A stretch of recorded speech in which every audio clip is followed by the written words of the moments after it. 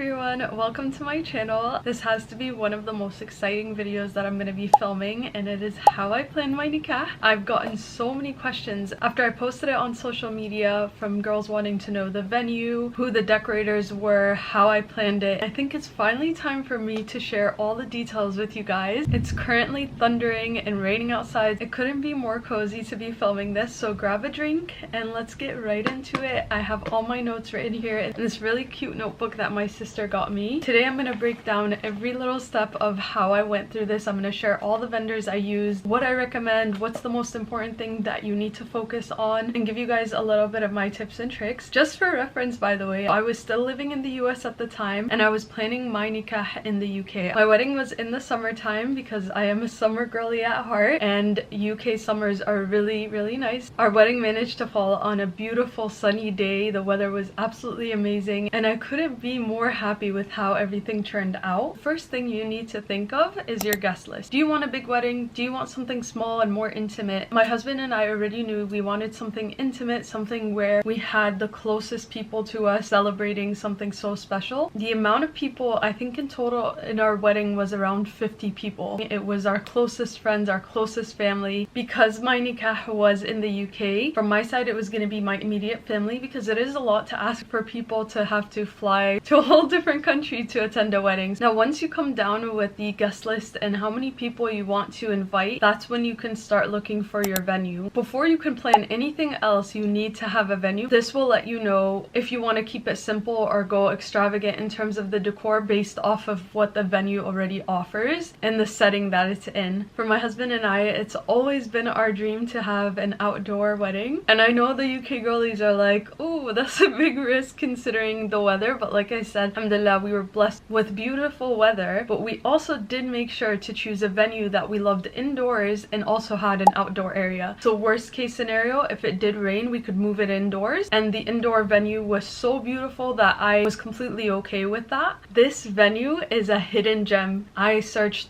high and low for different venues. Since I was still living in the US at the time, the process that I had to go through was all through a phone. I would FaceTime my husband and he'd show me the different venues. We did tour a couple, and then randomly one day I was in the depths of wedding scrolling through social media. I came across this page that was very low-key, but it was exactly what we were looking for. And the venue that I went for is called Flixton House, and it's in Urmston, Manchester. You have to go into a venue having a checklist of what's very important to you. For me, I wanted an outdoor setting for my nikkah ceremony. I also wanted floor to window ceilings because lighting is everything. Like, I can't be in a dark space. I want a lot of natural light. We even did our wedding in the afternoon because I just wanted as much sunlight coming through the windows as possible. And the venue was a dream location for us. Choosing our date for our wedding kind of fell based off of the venue. We wanted that venue, and so we chose the day that it was available, number one. Also keep in mind that pricing does change based off of the days that you choose. So weekdays sometimes are cheaper than weekends. That's not always the case. Some venues vary, but we decided to have our nikkah on Friday because we wanted the blessing of it being on a Jummah and having all our family and close friends praying Jummah together at our venue. So we did have an imam that gave a little khutbah, and then everyone went upstairs to pray. And that's why we also did it during the daytime, and it was the perfect decision. Now the next thing you need to move on to for the girls is your dress. Oh my god, I think everything in terms of planning my wedding was not stressful to me at all, alhamdulillah,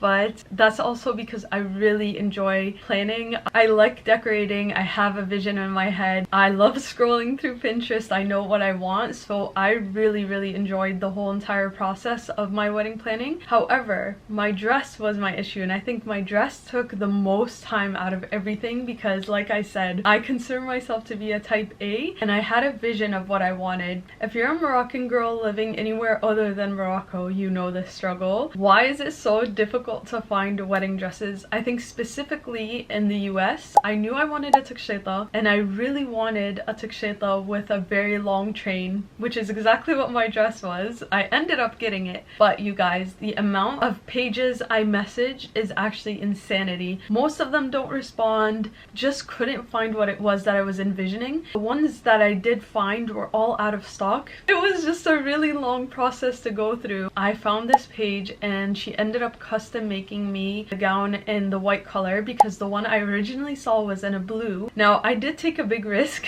because I was ordering this from a random Instagram page, but alhamdulillah it turned out not to be a scam. Thank God for that. I was putting all my eggs in one basket, just ordering online, having the dress. I think it arrived maybe like 2-3 weeks before I flew out to the UK. Even then, with sending my measurements and stuff, it did still need some alterations by the time it came to me. So I did have to go to a seamstress, is that what you call it? It was a very heavy dress. It was 25 pounds. And for me, the most important thing is I wanted to enjoy my wedding. Just as much as I wanted to look beautiful and feel my best, I still wanted to feel comfortable and be able to move around and just make the most of my day. I don't think it's all about just sitting down and looking pretty. I actually ended up with 2 different dresses. Now the first dress, like I said, I ordered it online. Also, side note guys, I am selling my wedding dress. If anyone is interested, please reach out to me. She served her purpose and I would love for another bride to be able to make a special moment out of it. My second dress, my mom gifted to me. So she randomly went to some store here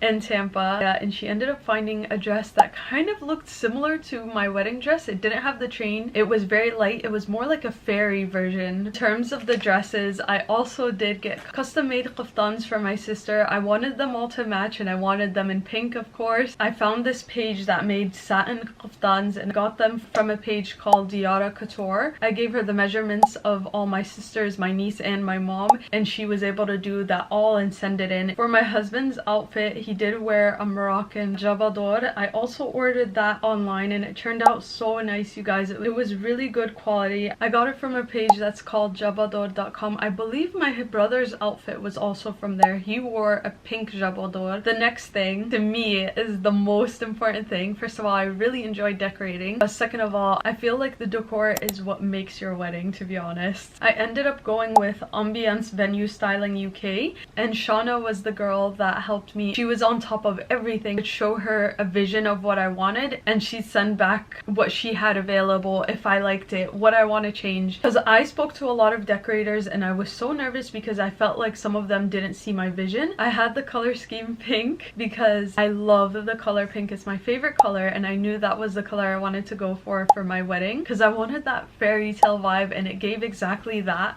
As you could tell by my room, obviously the color was going to be pink. So she basically did my welcome sign. I sent her this as my inspo and she ended up giving me this, which is pretty much identical to what I asked for. She did my arch. It was in this beautiful pink and white color, and she was so good for being honest with me. She would try to find ways to make things more cost effective. So my arch that I used outside for our nikkah ceremony, after our ceremony she moved that arch indoors for our sweetheart table. She was thinking of ways that she could reuse the decor. Even the flowers that were down the aisle, she ended up using them as the centerpieces. When you choose a vendor, you want to make sure that they're very good communicators. They show you the step-to-step and walk you through everything because that helps with your nerves. We decided to use our own caterer because I do have celiac disease and obviously the food needed to be gluten-free. But we ended up going with a company called Payal, and I'll also put it here. We did customize our menu to my husband and I's favorite foods, and I actually have the menu here. I managed to pull it up on my email of what we decided to go for. So for our starters, we had Dynamite King prawns that were gluten-free. They were breaded but they were gluten-free, and those were really nice. We had falafel and hummus, and then we had lentil soup. That is one of my husband's favorite foods, and that's also why our cat is named Lentil. We wanted to do an Indian Moroccan fusion, so we did butter chicken for the mains, and then for my Moroccan side we did lamb tagine with green beans. We also had masala fries because French fries are my favorite food. What we did for drinks is my husband just went to the store and grabbed a bunch of bottled sodas, and then we bought our own glass cups, and that's another way to cut down on your costs. Okay, next to my husband, I think the most important thing to him was having an imam that would give a really good speech at our nikah ceremony, something that was very heartfelt and very professional rather than just getting someone kind of random. We found the imam on a page called the Nikkah Co. Obviously they do this on a daily basis. Nikah ceremonies are their specialty, and so they're very good at it. For makeup, hair, and hijab, I did do a makeup trial, and the makeup turned out absolutely perfect because we were able to go through what I liked during the makeup trial, so I highly recommend a makeup trial. So for dessert, we did a pancake cart and of course the wedding cake. The pancake cart was so cute. I think the kids really enjoyed it. It was unlimited pancakes. We went with Dutch pancake events. I also sent them an inspo pic of what I wanted the cart to look like, and they gave me this. It was absolutely stunning. They had a whole menu at the front, and I thought that was the cutest thing ever. My cake was also gluten-free. I went with Zara Bakes. She did so well with the inspo that I sent her from Pinterest, and she was able to create this. The cake tasted amazing. You couldn't even tell it was gluten-free, and that's saying a lot, you know? A very important thing is you want to make sure you're able to capture such a special moment perfectly. For me, the photographer was going to be so important. I also decided to get a content creator as well, and I'm so glad we did that. It's so nice to just be able to switch off on your wedding day, not have to take any pictures or give the task to your family or guests to have to take those pictures for you. Everyone can just switch off, and you have someone designated there with a phone taking all the pictures, and they send it to you the next morning. Because with a photographer, you do have to wait some time before you can get them back. I couldn't recommend a content creator enough. You don't have to be really into social media, and I really love the pictures she got. She got such candid, wholesome moments. The content creator I went with is called Your Wedding Day Diaries. Now, I'm a very extra person. I'm so detail oriented, or we could say a little detail obsessed. I wanted to get a ring plate. You're able to keep that for memories, and I found the perfect one. I've seen a lot of different designs, but this caught my eye and it fit the theme exactly. I felt like the ring plate basically described my actual wedding, but on a plate.